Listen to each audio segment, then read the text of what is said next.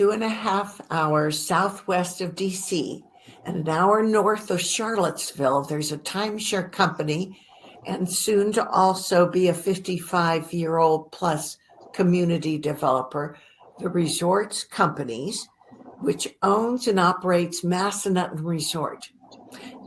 Incidentally, my son learned to ski there when he was 12 years old, and he's now 42.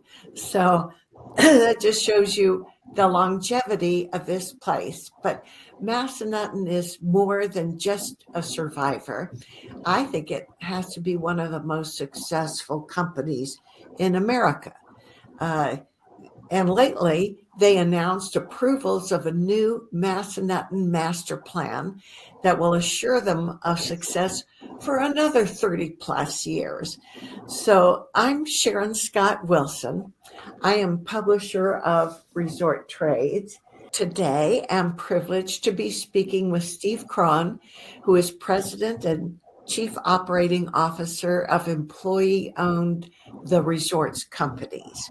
Steve, you and I met years ago at a Virginia Resort Developer Association meeting.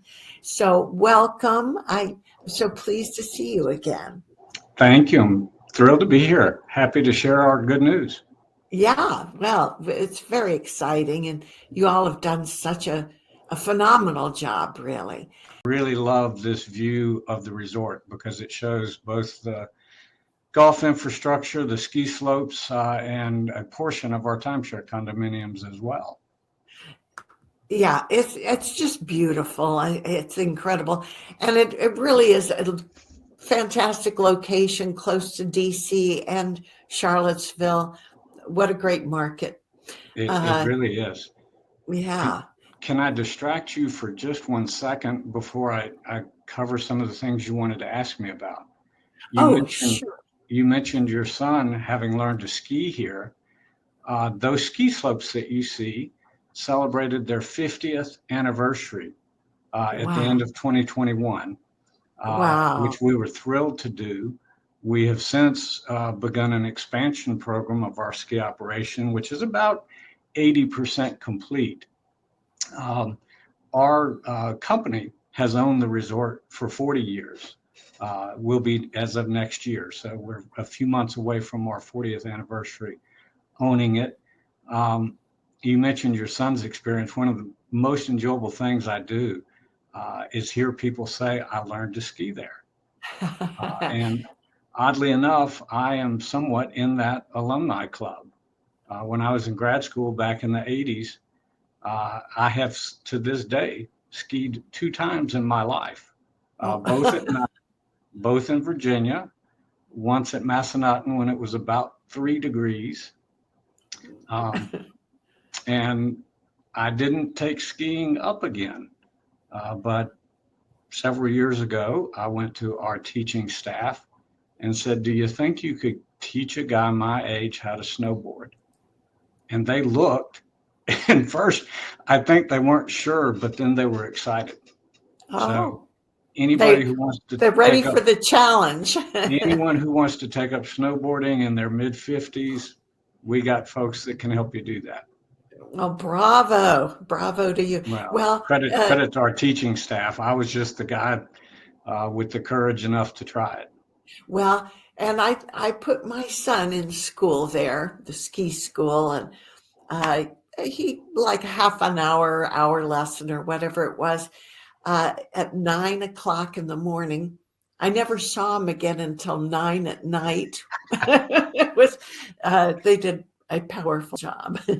One of the funnest things I've done in recent years during COVID, actually, Jason Gamble brought his 2 young girls to the resort. Jason had skied growing up in Michigan or Minnesota, Michigan, I believe. But he hadn't done it in years. So he brought his 2 girls, early teens, to the resort, and they went through ski school. And he and I came down the mountain with him. It was tremendous fun to see that. Oh, Jason is such a beautiful person. Really Great family man too. My question would be, what are some of the details of the Massanutten Master Plan? What developments are proposed and where will they be located, that sort of thing? So we ultimately achieved approval rezoning for 3 independent master plans, but they're very closely tied together.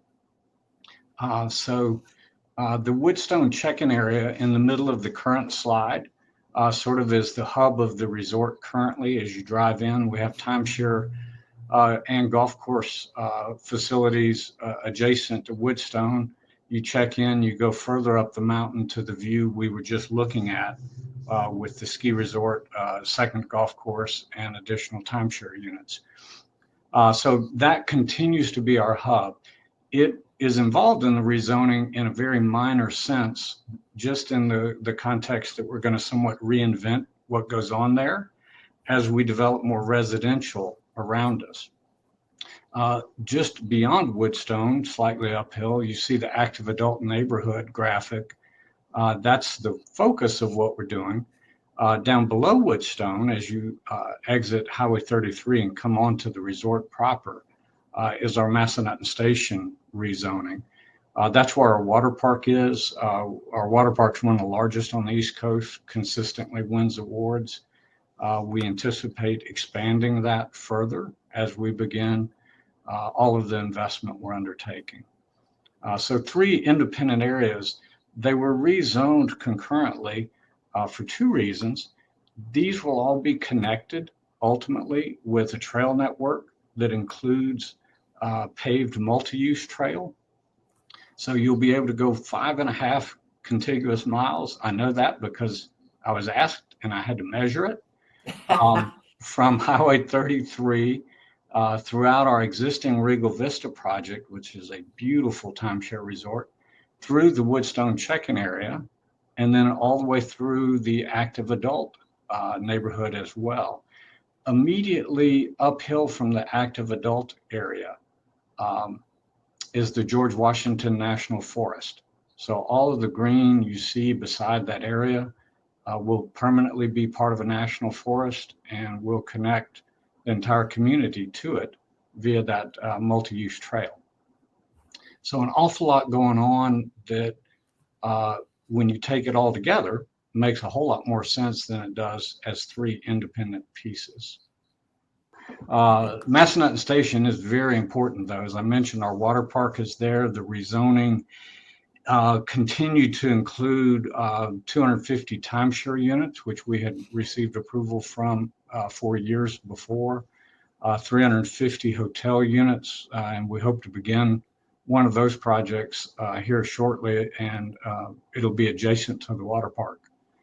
So an awful lot continues to go on there.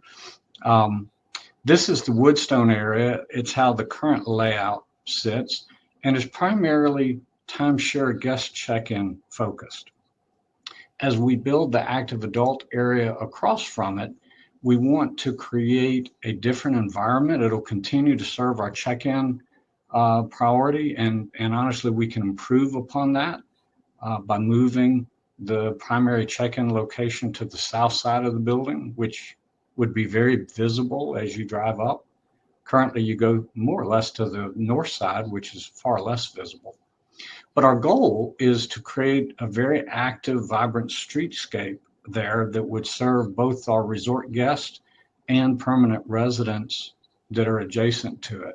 So we want a whole lot more going on there. Things like our spa can be increased in visibility. Things like our Virginia barbecue and pizza food outlet, which is currently within the check-in building. We would foresee moving it to an independent restaurant facility.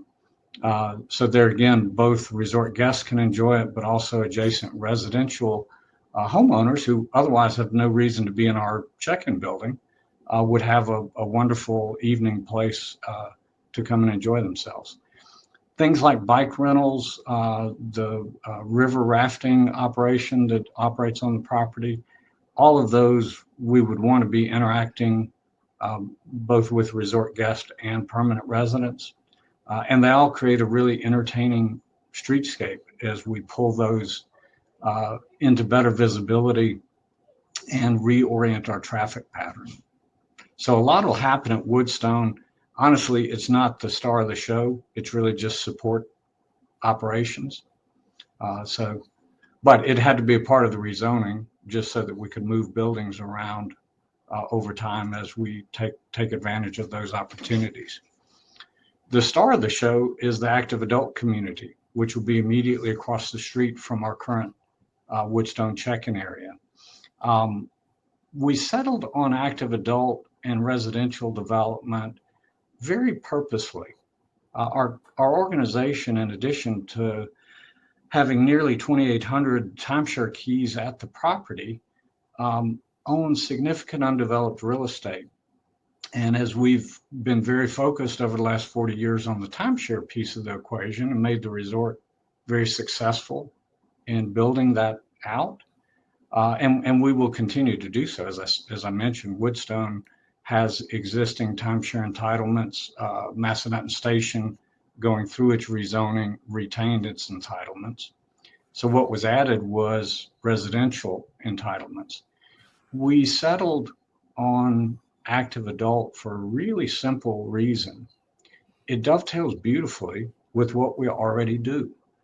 Unlike most of our timeshare industry brethren, we are a very vertically integrated company. So we do all of our own housekeeping. We do our own laundry needs. We do our own maintenance. We have master craftsman certified HVAC employees, plumbers, electricians, you name it.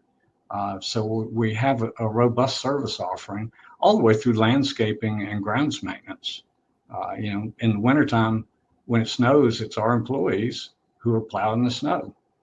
So we're able to provide tons of services through our existing internal service providing segments to a residential operation. And an active adult community is very focused on that full service type of living. So we wanted to go that direction, partly to fully utilize our existing services more fully, but equally, that segment of our population continues to travel actively. They have far greater disposable income to do that. So we feel like being a travel company ourselves and in the hospitality business ourselves, that just, for so many reasons, became a really natural first focal point of our residential development. So there's a whole lot of thought involved, and not just, hey, here's some land, let's put some houses up. We very much want this to be integrated with our resort operation and with our current service base. So active adult will have roughly 625 residential accommodations in it. To me, the greater thing as you look at that map is the quantity of green space in our rezoning. And one of the reasons we got such support from our community officials was this is not a clear-cut, mass-graded home site.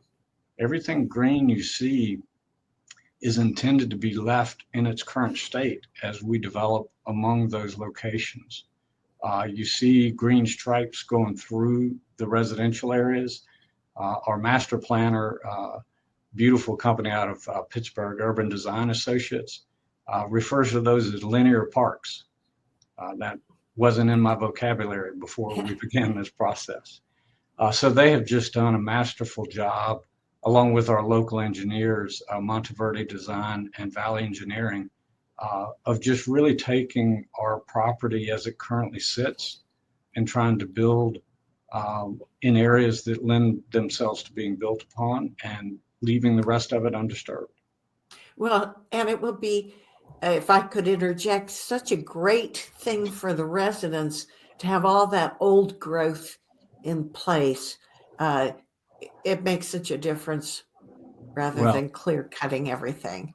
And in addition to that, there will be a very active, vibrant trail network that cuts through those areas. The map doesn't allow enough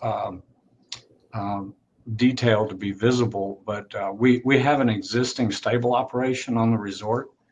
So you can come and rent horses and go horseback.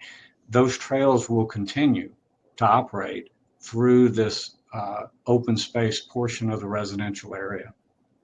I mentioned the George Washington National Forest at the very top of the property where you see the straight line going across. That's the boundary line.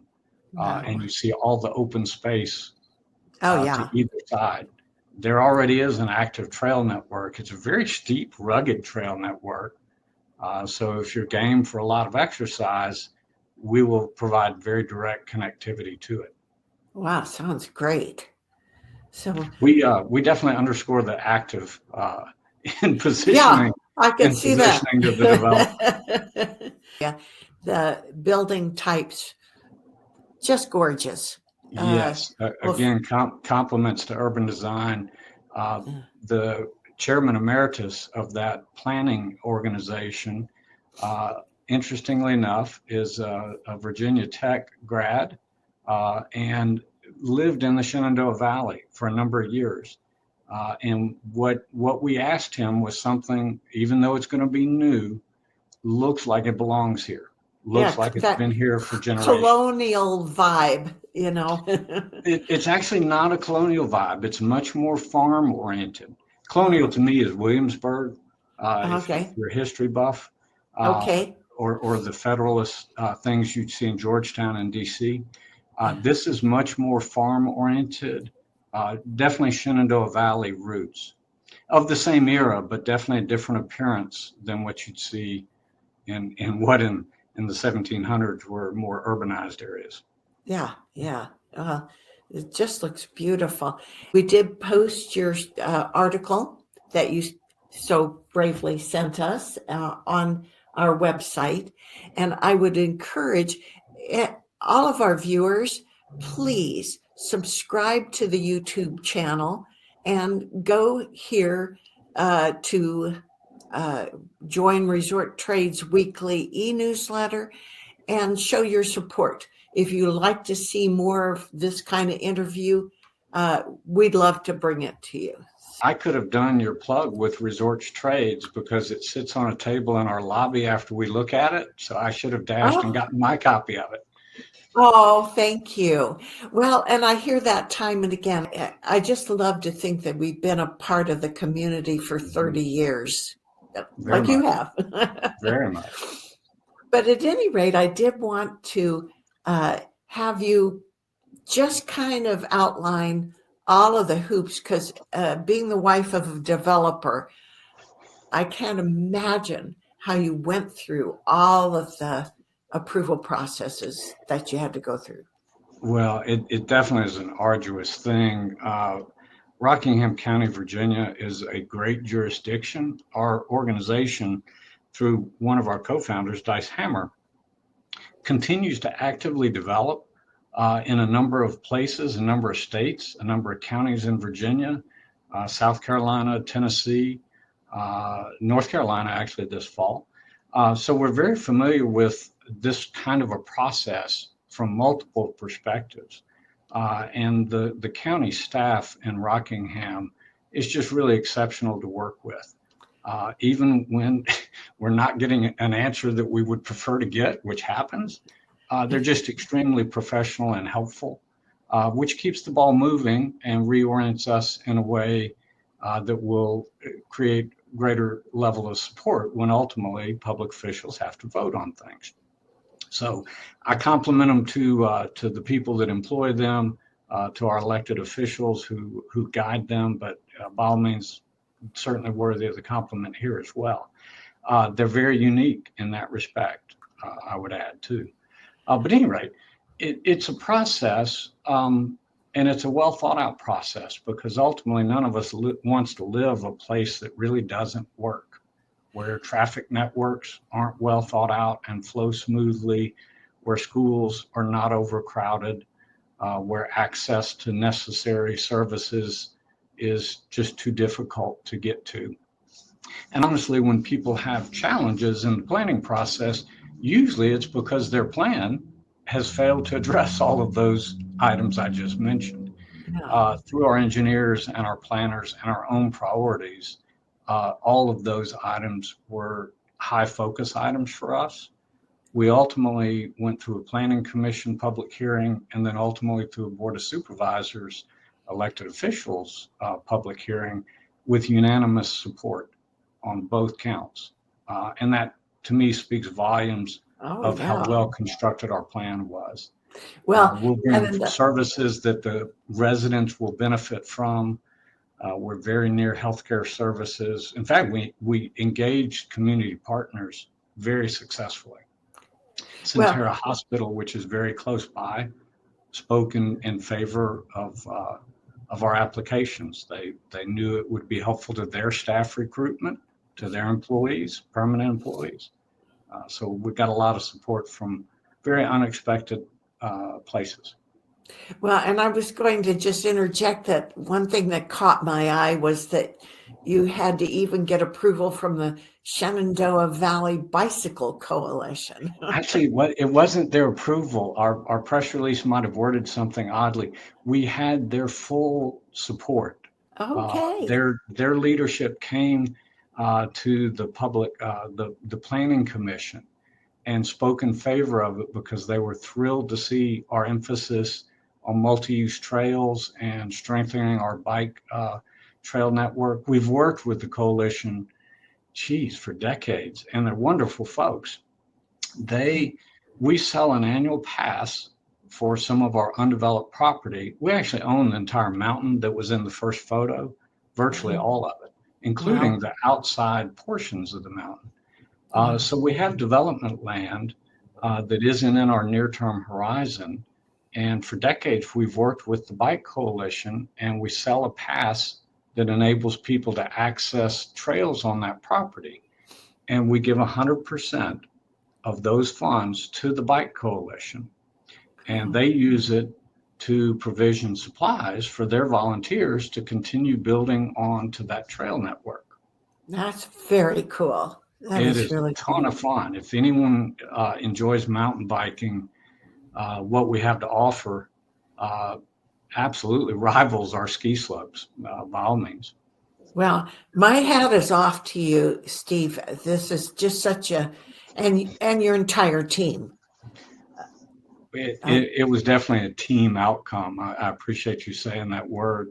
All the way from our development department. And interestingly enough, I've got to credit Mike Shiflett along with his successor, Mark Wagner. Mike and I began working on this years ago, so many years ago that he actually retired just before the public hearings. He was the very first call I made the next day to make sure he had our thanks for shepherding really the public segment of the approval, because it took a lot of public effort to demonstrate what we were trying to accomplish and how people would benefit. And that's what led to the outcome. Oh, that's great.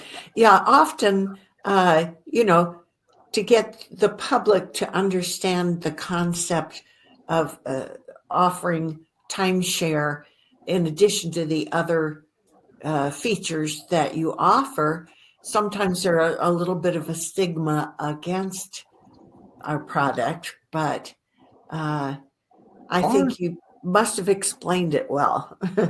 We have explained it well. We've done that very steadily throughout truly the 40 years we've owned the business.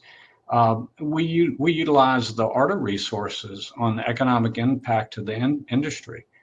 In fact, we have a new Board of Supervisors representative who comes on the board January 1 next year. And we're going to sit down with him later this month with a document that helps educate him on our industry. Our industry is, we actually are the largest private employer in Rockingham County, which they're certainly aware of that, along with being aware that we're a 100% ESOP owned company. So not only do we employ tons of folks, they have skin in the game and they vote. And they are very much encouraged to vote. So we make a strong effort to make sure our public officials, particularly elected officials, both locally but also in the state, General Assembly representation, understand how our industry contributes. Rockingham is no different than most counties throughout our nation. Half of its resources are spent on public education.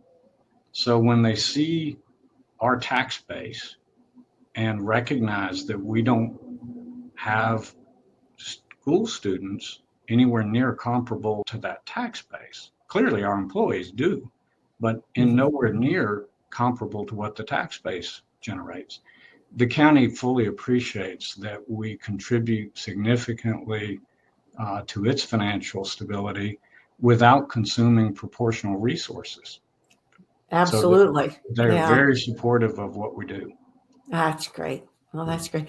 Well, Steve, personally, I imagine you're still a young guy. You're going to be there for quite a few more years. What are your plans for your own future? I'm always flattered, more so every day when anybody makes a reference like that. So thank you. Thank you. I very much appreciate that. We have a lot to do. I have a challenging job and just in its breadth, but we have such a phenomenal staff, top to bottom, in the organization. So I'm very, very excited to have the privilege to be the one that gets these opportunities on their behalf. Our employees mean the world to us. It's their hard work. It's their company. Very, very pleased to be in this position of leadership on their behalf. Well, Steve, I thank you so much for your time. It was just lovely to catch up with you again. I And sure enjoyed seeing you. I hope to see you at the next ARTA conference too, by the way. well, I won't make the fall conference, unfortunately, but I hope to be there in the spring. Well, I'll look forward to seeing you then. And thank you for the opportunity to share our exciting news. We're very excited about what the future holds. I can see that. Well, thank you again. Thank you. Good to talk to you. Same here.